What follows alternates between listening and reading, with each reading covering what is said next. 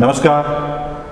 आपण आज मुद्दाम एका विशेष भेटीचं आयोजन केलेलं आहे. ज्यांच्याविषयीच्या चर्चा आपण खूप ऐकल्यात आणि ज्यांच्याविषयी बोलणं देखील खूप होत असतं. खास करून सोशल मीडियामध्ये ज्यांच्याविषयीच्या चर्चा कधीच थांबत नाही.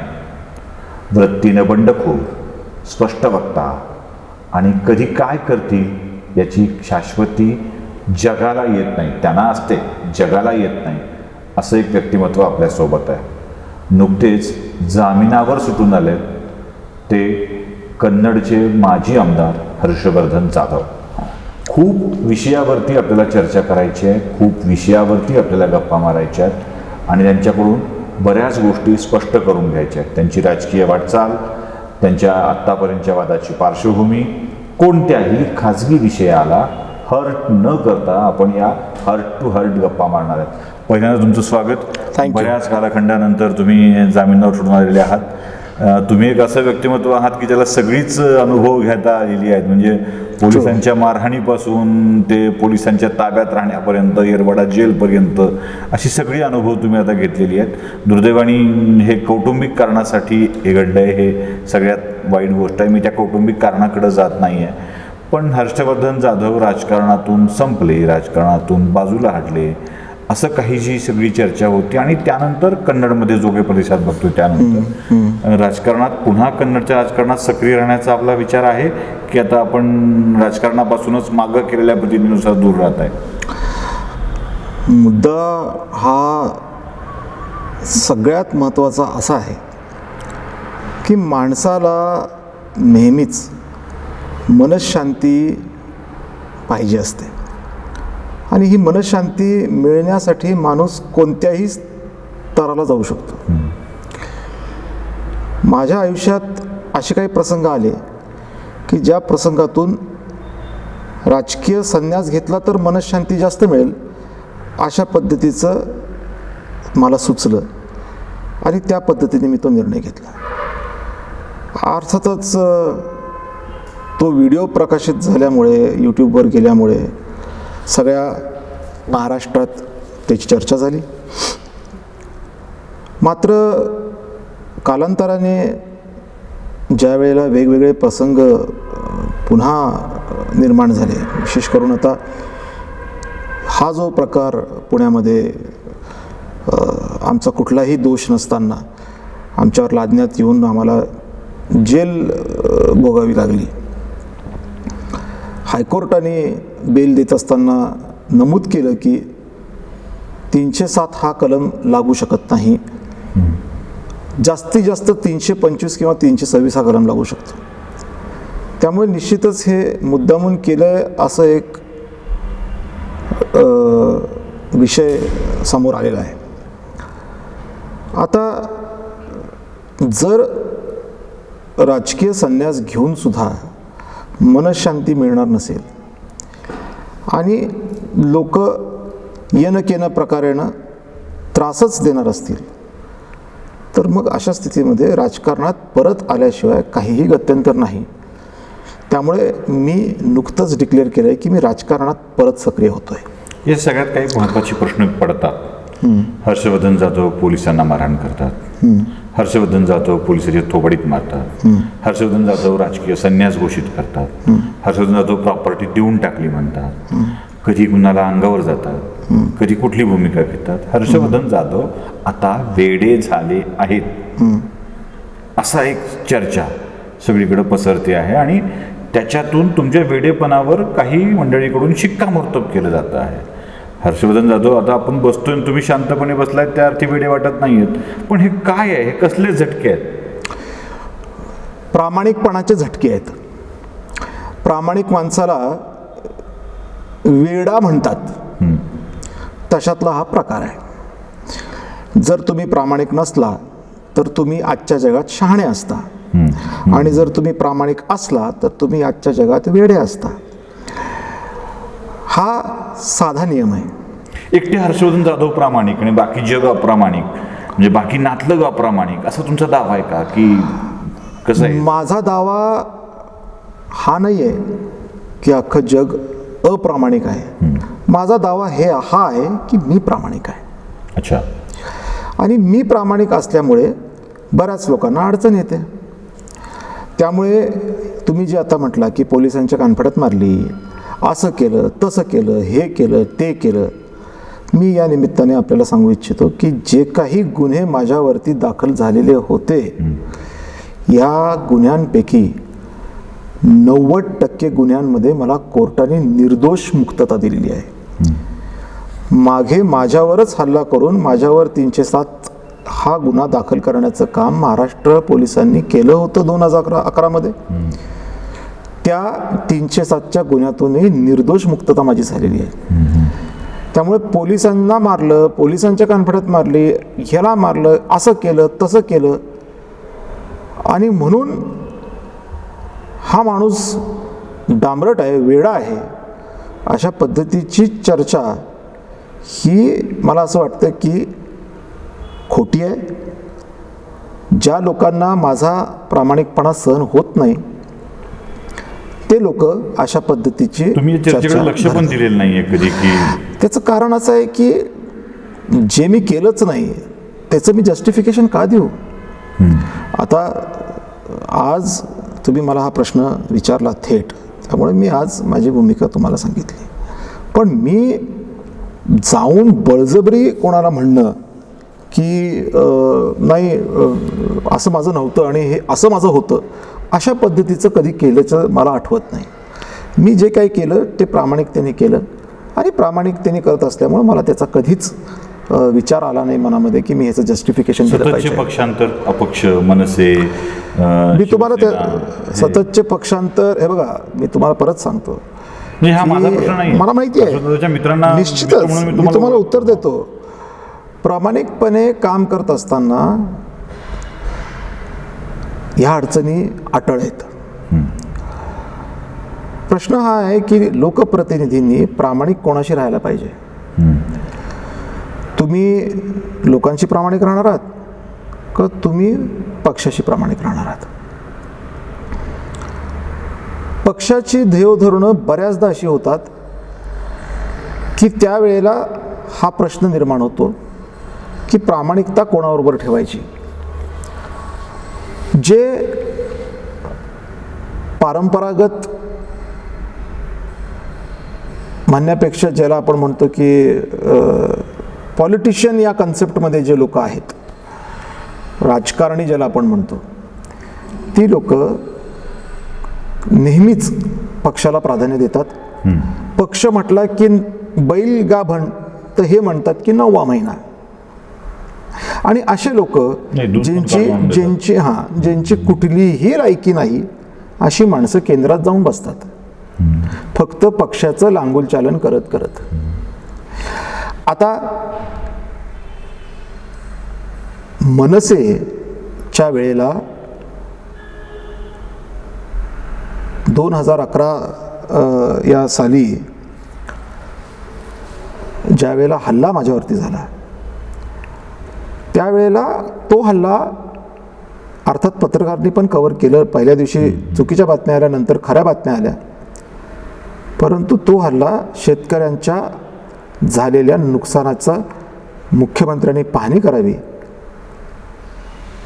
ह्या उद्देशाने मुख्यमंत्र्यांना भेटायला गेलेला असताना माझ्यावर झालेला आहे. करेक्ट आहे. आता तो प्रामाणिकपणा मी दाखवणं इष्ट होतं का नव्हतं हा प्रश्न आहे. शेतकरी एकीकडे त्रस्त असताना त्यांच्या मदतीला न धावून जाता आपली आमदारकी शाबूत ठेवून, आपलं संरक्षण शाबूत ठेवून गुलाबजामुन खात बसणं हे माझ्या स्वभावाला पटत नाही. त्यावेळेला दुर्दैवाने अशा पद्धतीचा विषय आला की काही लोकांनी गैरसमज राज ठाकरे साहेबांचे करून दिले आणि सांगितलं की साहेब ह्यांनीच हे केलं आहे. आणि राज ठाकरे साहेबांनी ज्यावेळेला सभा घेतली त्यावेळेला सभेच्या भाषणामध्ये उलट त्यांनीच विषय काढला की हर्षवर्धनला मी सांगितलं होतं की तू पोलिसांना मारत जाऊ नकोस. म्हणजे शेवटी खापर माझ्यावरच फुटलं. राजसाहेबांचा गैरसमज करून देणारी माणसं कोण होती, ती आता हयात आहेत का नाही ह्याच्यावर बोलणं आज योग्य नाही, परंतु तो प्रकार त्यावेळेला घडला होता. शिवसेनेत गेल्याच्या नंतर मराठा आरक्षणाचा मुद्दा पेटला, तरुण मुलं आत्महत्या करायला लागली.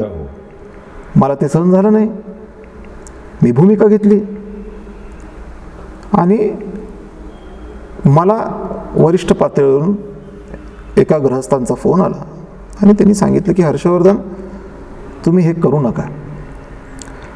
मग प्रश्न हा आहे की अशा वेळेला हर्षवर्धन जाधवांनी काय करायला पाहिजे होतं? खैरेंसारखं आदित्य ठाकरेंच्या पाया पडायला पाहिजे होतं आणि खासदार राहायला पाहिजे होतं 25 वर्ष? का हर्षवर्धन जाधवांनी आत्महत्या करणाऱ्या तरुणांच्यासाठी लढायला पाहिजे होतं? हा प्रश्न होता. त्यामुळे त्यावेळेला प्रामाणिकपणा कशाला म्हणायचा आणि प्रामाणिकता कशाबरोबर ठेवायची हा प्रश्न होता. त्यामुळे निश्चितच मी भूमिका त्या सर्व तरुणांसाठी घेतली. अर्थात दुसऱ्या कुठल्याही समाजाचे तरुण असते आणि अशा पद्धतीने आत्महत्या करत असते तर मी त्यांची सुद्धा बाजू घ्यायला कमी पडलो नसतो. परंतु योगायोगाने माझ्याच समाजाचा हा प्रश्न निर्माण झाल्यामुळे मी ती भूमिका घेतली. नाही सांगून पण मी थांबलो नाही आणि तिथून पुढे वेगळा प्रवास माझा सुरू झाला. त्यामुळे थोडक्यात मी तुम्हाला एवढंच म्हणेन की झटके हे प्रामाणिकपणाचे आहेत. हे झटके हे दुसरे नाही आहेत. ज्यांना झटके येत नाहीत ते प्रामाणिक नाही आहेत असं माझं स्पष्ट मत आहे. कारण जगामध्ये प्रामाणिकता आजकाल दिसतच नाही आहे कुठे. आणि अशा वेळेला एखादा माणूस प्रामाणिकपणे उभा राहिला की तो वेडा आहे असं म्हणण्यामध्ये धन्यता मानणारा वर्ग जास्त आहे. म्हणजे मला आठवतंय की आपण जेव्हा कधी प्रवासामध्ये किंवा मुंबईत भेटलोय आणि काही वस्तूंचा वापर केलाय, म्हणजे विमान वापरलंय, रेल्वे वापरली आहे, तेव्हा तुमचं एक वाक्य नेहमी असायचं ते म्हणजे हे सगळं कुणामुळं? तर कन्नड तालुक्याच्या जनतेमुळं. कुणासाठी? तर कन्नड तालुक्याच्या जनतेसाठी. ही दोन तुमची वाक्य असायची. आता एका पराभवानंतर, निसटत्या पराभवानंतर त्या कन्नड तालुक्याच्या जनतेसाठी आपण कंटिन्युअस असणार आहात की आपलं लक्ष आता कन्नड सोडून दुसरीकडे कुठे असणार आहे? मी मधल्या काळात तुम्ही फेसबुकवर बघितलं असेल की मी काही माझी सीमा कन्नड तालुका, औरंगाबाद जिल्हा अशी ठेवली नाही. अर्थात तो विषय त्यावेळेचा समाजकारणाचा होता, राजकारणाचा नव्हता. परंतु समाजकारण करत असताना सुद्धा मी माझा कॅनव्हास मोठा ठेवला. मी जे विषय घेतले तुम्ही पाहिले. जन आरोग्याचा विषय एक महत्त्वाचा घेतला. MSCB त्याच्यानंतर शेतकऱ्यांचा पीक कर्जाचा विषय घेतला. हाऊसिंग लोन, वेगवेगळे लोन्स ज्यांनी घेतले होते, जे वेगवेगळे लोन्स लोकांचे होते, चक्री व्याज त्यांना लावलं गेलं. केंद्र सरकारची चक्री व्याज माफ करण्याच्या संदर्भातली घोषणा माननीय सुप्रीम कोर्टाच्या निर्णयानुसार आली आणि ह्या गोष्टी लोकांपर्यंत गेलेल्या नव्हत्या. त्या गोष्टी लोकांपर्यंत घेऊन जाण्याचं काम मी केलं. त्याच्यातनं मोठ्या प्रमाणात मध्यमवर्गीयांना, शेतकऱ्यांना महाराष्ट्रभर रिलीफ मिळाला. त्यामुळे माझा कॅनव्हास हा निश्चितच महाराष्ट्र हा समाजकारणात असताना होता. आता राजकारणात आल्याच्या नंतर स्वाभाविकपणे कन्नड सोयगाव हा माझा वैयक्तिक कुटुंबाचा अनेक वर्षांचा संपर्कात असलेला हा मतदारसंघ. त्यामुळे निश्चितच राजकारणात आल्याच्या नंतर सुरुवात जर करायची तर या मतदारसंघातूनच करायची अशी भूमिका माझी निश्चितच. एक प्रश्न असा आहे की त्याचं उत्तर देणं मी तुमच्यावर सोडतोय, द्यायचं की नाही हा तुमचा विषय, आग्रह असणार नाहीये. ईशा कमलकांत झा हे जे पूर्ण नाव आता सगळ्या जगाला कळलेलं आहे, त्या आजकाल तुमच्या सोबत कन्नड तालुक्याच्या प्रवासामध्ये, दौऱ्यामध्ये सोबत दिसत आहेत. याच ईशा झा ह्या तुमच्या व्यक्तिगत आयुष्यावरती त्या खूप परिणाम करणाऱ्या ठरलेल्या आहेत, म्हणजे कौटुंबिक आयुष्यावरती. आता तुम्ही थेट सोबत घेऊन फिरताय, हे नातं तुम्ही एक्सेप्ट करून फिरताय काय? म्हणजे हे ईशा कमलाकांत झा नाही आहेत, त्या ईशा बालाकांत झा आहे. सॉरी. आणि त्यांचे आणि माझे अनेक वर्षांच्या पासूनचे ऋणानुबंध आहेत. आणि हे ऋणानुबंध चांगल्या वाईट या दोन्ही काळामध्ये अतिशय कणखर आहेत. माझा आक्षेप या विधानाला आहे तुमच्या की त्यांच्यामुळे काही खाजगी आयुष्यात माझ्या परिणाम झाला. कोणत्या अर्थाने की जे काही वाद घरात सुरू आहेत ह्याला त्या कारणीभूत आहेत अशा अर्थाने जर म्हणत असाल तर निश्चितच माझा आक्षेप आहे. पण दुनिया कहती है, नहीं, दुनिया तो कुछ भी कहती है कि किसके वजह से क्या हुआ, तो भाग वेगळा आहे. पण जर दुनिया म्हणत असेल असं तुम्ही मला सांगताय तर मी एवढंच म्हणेन की माझा आक्षेप त्या विधानाला आहे की त्यांच्यामुळे माझ्या घरात काही इश्यू झाला. किंबहुना मला असं वाटतं की ज्याला सच्चा मित्र म्हणतात तसं त्या माझ्या सच्चा मित्र आहेत. आणि कुठल्याही काळामध्ये त्यांनी माझ्यासाठी शुभच चिंतिलेलं आहे. आणि त्यामुळे शुभ चिंतणारा व्यक्ती माणसाला मिळणं सोपं नाही आजकाल.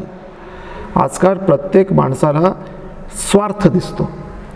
कुठलाही माणूस निस्वार्थपणे काम करताना आजच्या जगात दिसत नाही असं माझं विधान आहे. त्यामुळे अशा स्थितीमध्ये जर कोणी आपल्याला आपल्या चांगल्या आणि वाईट काळामध्ये शुभचिंतन करत असेल तर अशा व्यक्तीला आपण निश्चितच सच्चा मित्र मानलं पाहिजे. आणि तशा पद्धतीने त्या माझ्या सच्चा मित्र आहेत आणि मला त्यांचा अभिमान आहे. आणि अतिशय चांगले ऋणानुबंध संबंध आमचे एकमेकाच्या खाजगी म्हणण्यापेक्षा ज्याला आपण म्हणतो आत्मिक, ज्याला आपण शब्द वापरू शकतो, या पातळीवर आमचे आहेत. तुम्ही लपवलेले नाही आहेत, ते आहेत. नाही, लपवायचं ते असतं जे लफडं असतं. सच्च्या मैत्रीला लपवण्याची आवश्यकता नाही आहे. माणूस लपवतो कोणतं, जे माणसाला ज्याची भीती वाटते ते माणूस लपवत असतो. असं झालं तर काय होईल, तसं झालं तर काय होईल असा विचार ज्यावेळेला माणसामध्ये येतो त्यावेळेला माणूस ती गोष्ट लपवायचा प्रयत्न करतो. चोर लपवतो. जो चोर नसतो तो लपवत नाही. मी चोरीच केली नाही तर लपवायचा प्रश्न येतो कुठे? न त्यांनी चोरी केली ना मी चोरी केली तर लपवायचा प्रश्न येतो कुठे? त्यामुळे मी जगजाहीर त्यांना बरोबर घेऊन फिरतोय. काय प्रॉब्लेम आहे? प्रॉब्लेम. आणि जर हितचिंतनारा व्यक्ती तुमच्याबरोबर उभा असेल तर त्याचा तुम्ही सत्कार करावा का त्याचा तुम्ही तिरस्कार करावा हा सुद्धा प्रश्न आहे. लपवण्यासारखं काही नाहीच आहे त्यामुळे घाबरायचा प्रश्न येत नाही आणि घाबरण्यासारखं काही नाही म्हणून लपवायचा प्रश्न येत नाही. आता या सगळ्या याच्यामध्ये पुढच्या म्हणजे आता एका काही काळ जेलमध्ये घालवल्यानंतर या सगळ्या गोंधळानंतर देखील हर्षवर्धन जाधव नावाच्या व्यक्तिमत्वाची कन्नड किंवा औरंगाबाद या विभागातली लोकप्रियता, त्यातलं प्रेम हे सगळं तसंच शाबूत आहे असं दिसतंय. भलेही माध्यमातून त्याला खलनायक म्हणून रंगवलं जात असेल पण माध्यमांच्या जगताच्या सुद्धा पलीकडं त्यात जे समाज माध्यमांचं जग आहे त्यात हर्षवर्धन जाधव जशाच तसे दिसत आहेत. त्यांच्या कुठल्याही लोकप्रियतेवर परिणाम झालेला नाही आहे. म्हणजे लोकांच्या काहीतरी अपेक्षा तुमच्याकडून आहेत. त्या अपेक्षापूर्तीसाठी तुमचे आता पुढचे प्लॅन काय आहेत? मला कुठल्या विषयाला घेऊन तुम्ही लढा देत आहे? सर्वप्रथम कन्नड सोयगाव मतदारसंघाच्या कॅनव्हासवर मी माझं राजकारण सुरू करणार आहे. आणि एकदम फ्रेश विषय जो आता आहे, जो अजूनपर्यंत दुर्दैवाने या तथाकथित सज्जन राजकारण्यांना जमलेला नाही आहे, तो म्हणजे मोठ्या प्रमाणात खरीप हंगामामध्ये शेतकऱ्यांची पिकं उद्ध्वस्त झाल्यामुळे शेतकऱ्यांना आज खिशात पैसे नाही आहेत. पीक कर्ज मोठ्या प्रमाणात शेतकऱ्यांना मिळालं नाही, कर्जमाफीचा लाभ मिळाला नाही, शेतकरी अडचणीत आहे. अशा स्थितीमध्ये सुदैवाने पाणी असल्यामुळे रब्बी हंगाम शेतकरी घेऊ इच्छितो. परंतु खरीप हंगामामध्ये उद्ध्वस्त झाल्यामुळे शेतकरी पैसे वीज बिलाचे भरू शकला नाही. आणि आता वीज मंडळांनी सरसकट शेतकऱ्यांचे कृषी पंप, शेती पंपाची वीज बंद करण्याचा धडाका सुरू केलेला आहे. एकीकडं शेतकरी अगोदरच खचलाय.